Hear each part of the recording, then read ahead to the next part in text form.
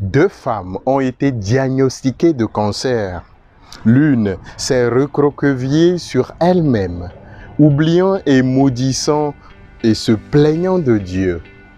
L'autre a ouvert son cœur à Dieu et découvre dans la prière qu'elle peut être un témoignage de sainteté pour sa famille, ses amis et connaissances, pendant le temps qui lui reste à vivre.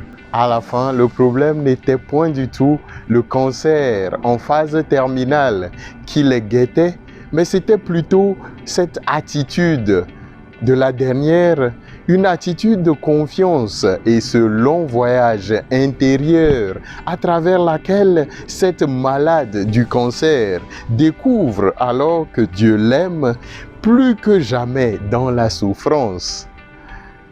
Quelles sont les tempêtes de ta vie? Les nuages sombres qui te font douter de la présence de Dieu?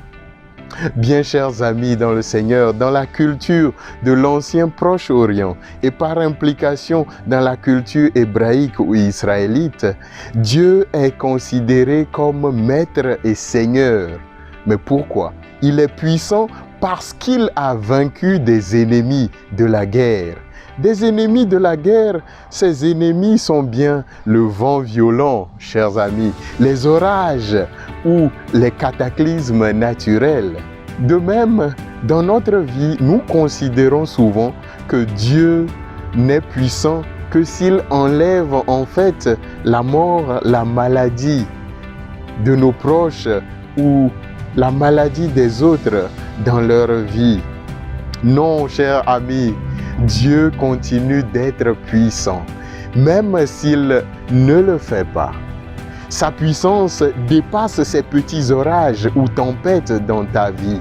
Sa plus grande puissance se révèle dans la force, le courage, l'optimisme et la persévérance que tu as devant les épreuves. Job, dans la première lecture, a dû comprendre que son Dieu est plus que ce qu'il pense. Les disciples de Jésus vont découvrir ensemble que même quand Jésus dort dans la barque, la présence de Dieu seul suffit. Enfermer la puissance de Dieu dans une unique chose ou une unique façon de voir nous empêche en fait de voir avec les yeux de Dieu. N'oubliez pas, chers amis, les paroles du sage ivoirien. Celui qui n'a pas peur n'a point de courage. Bon dimanche et bonne méditation à tous et à toutes.